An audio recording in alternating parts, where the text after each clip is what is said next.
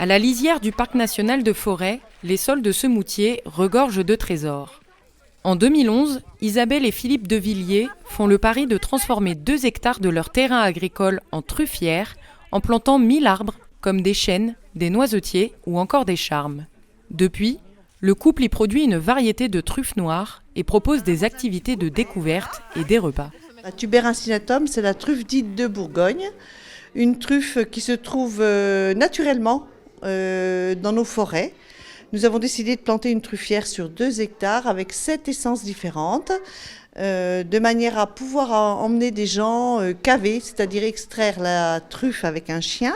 Tous les chiens peuvent devenir des chiens truffiers, mais au domaine des Clairchênes, Isabelle et Philippe sont accompagnés d'Orca, une jeune labrador âgée de 5 ans. Pendant 1 heure, elle détecte à l'odorat les truffes enfouies dans le sol. Je lui dis tu vas chercher la truffe, elle le comprend très bien du fait que je porte mon petit sac avec des friandises dedans. Et donc je lui demande de chercher. À ce moment-là, elle a le nez au niveau du sol, je sens qu'elle travaille et elle se met à gratter dès qu'elle sent quelque chose, évidemment. Et à partir d'un moment, quand elle a commencé de gratter, je lui dis d'arrêter de manière à ce qu'elle n'abîme pas la truffe, ou si elle est un peu importante, elle peut me la porter et me l'emmener dans ma main. Le couple peut ensuite extraire les truffes à l'aide d'un couteau. Une belle récolte fera en moyenne 500 grammes. Mais la production dépend surtout de la météo, qui ne doit pas être trop sèche. La truffe a besoin de soleil et de pluie, avec idéalement quelques orages pendant l'été.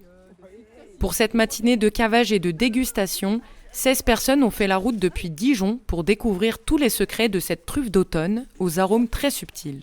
Ce qui a été pour nous aussi quelque chose d'important, c'est de pouvoir le partager avec les enfants aussi, voilà, pour découvrir de l'univers de cette création qui date de 2011 et puis toute l'histoire qu'il y a derrière et tout le travail aussi qui a été fourni par les propriétaires. Ça a été un moment hyper intéressant, convivial et voilà, c'est vraiment, je conseille à tout le monde et ouais, c'était vraiment un super moment.